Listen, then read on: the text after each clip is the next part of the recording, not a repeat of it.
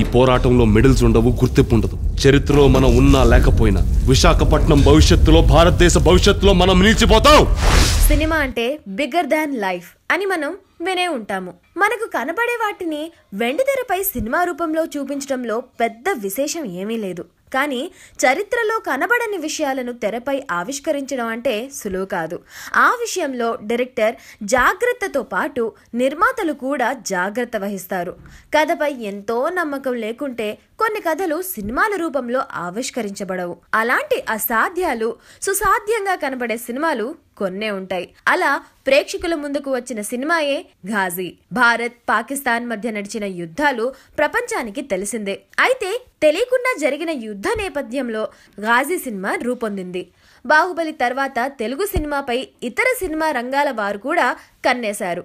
ఇలాంటి తరుణంలో Indian cinema హిస్టరీలో ఇప్పటి వరకు రూపొందని అండర్ వాటర్ సబ్మెరైన్ మూవీయే ఘాజీ. ఎన్నో భారీ అంచనాల మధ్య విడుదలైన ఈ సినిమా ఎలా ఉందో తెలుసుకోవాలి అనుకుంటే ఈ రివ్యూ వినాల్సిందే. స్టోరీ విషయానికి వస్తే 1971 ఇండియా పాకిస్తాన్ యుద్ధానికి ముందు నెలకొన్న పరిస్థితులతో సినిమా స్టార్ట్ అవుతుంది. ఈ కాలంలో తూర్పు పాకిస్తాన్ పశ్చిమ పాకిస్తాన్ గా అంతర్గతంగా విడిపడి పశ్చిమ పాకిస్తాన్ నుండి తూర్పు పాకిస్తాన్ ప్రత్యేక దేశంగా విడిపోవాలనుకుంది. ఆ సమయంలో తూర్పు పాకిస్తాన్ నుండి వచ్చిన శరణార్థులకు భారత్ ఆశ్రయం కల్పించింది. తమ దేశంలో అంతర్గత సమస్యలకు ఇండియానే కారణంగా భావించిన పాకిస్తాన్ ఇండియాను దెబ్బతీయాలనుకుంటుంది. ఆ ప్రణాళికలో భాగంగా ఇండియన్ నేవీ పరిధిలోని వైజాగ్ ప్రాంతంలో అలజడి సృష్టించాలనుకుంటుంది పాకిస్తాన్. ఘాజీ అనే సబ్మెరైన్ ను పంపుతుంది. అయితే ఈ విషయాన్ని ముందుగానే పసిగట్టిన ఇండియన్ నేవీ S-21 అనే సబ్మెరైన్ తో ఘాజీని నియంత్రించాలనుకుంటుంది. కానీ ఘాజీ భారత సబ్మెరైన్ కంటే ఎన్నో రెట్లు శక్తివంతమైంది.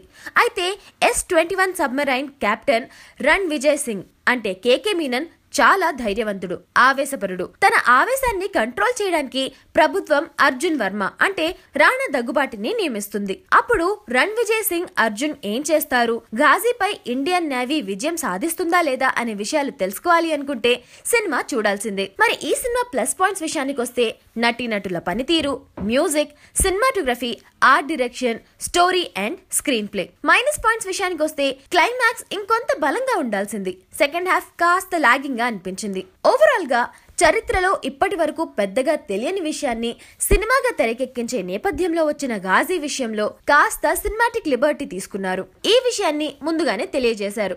ఇక నటీనటుల పరంగా చూస్తే రాణా, కేకే మీనన్, అతుల్ కుల్కర్ని క్యారెక్టర్స్ చుట్టూనే ఎక్కువ సినిమా తిరుగుతుంది. బాహుబలి వంటి సక్సెస్ తర్వాత రాణా ఘాజీ వంటి డిఫరెంట్ మూవీని చేయడానికి ఆసక్తి చూపించడం అభినందనీయం. అర్జున్ వర్మ అనే క్యారెక్టర్ లో రాణా చక్కగా ఒదిగిపోయాడు. రాణా నటుడుగానే కాకుండా సినిమాలో మేకింగ్ లో కూడా ఇన్వాల్వ్మెంట్ కావడంతో సినిమా రేంజ్ పెరిగిందనడంలో సందేహమే లేదు. ఇక కెప్టెన్ రణ్ విజయ్ సింగ్ గా కేకే మీనన్, అతుల్ కుల్కర్నీల నటన సినిమాకు పెద్ద హైలైట్ అయింది.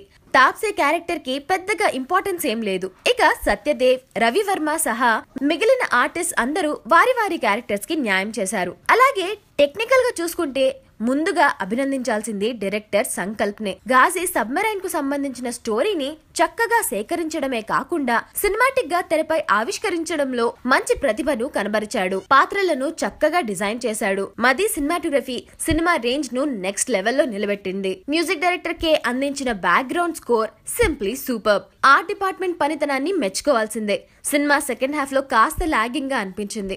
క్లైమాక్స్ కాస్త ఎమోషనల్ గా బలంగా ఉండుంటే ఇంకా బాగుండేది. మొత్తం మీద ఇప్పటి వరకు రానటువంటి ఓ విభిన్నమైన కథాంశాన్ని సినిమా రూపంలో చూపించడం గొప్ప విషయం. ప్రతి ఒక్క భారతీయుడు చూడాల్సిన సినిమా ఇది. So bottom line is Ghazi అందరూ చూడాల్సిన cinema. So I'm going with 3.25 stars. మీరు ఈ సినిమా చూసినట్టయితే మీకెంత బాగా నచ్చేసింది, మీరు ఎన్ని స్టార్స్ ఇస్తారు అనేది కింద కమెంట్ బాక్స్ లో పోస్ట్ చేసేయండి. Thank you so much for watching and please subscribe.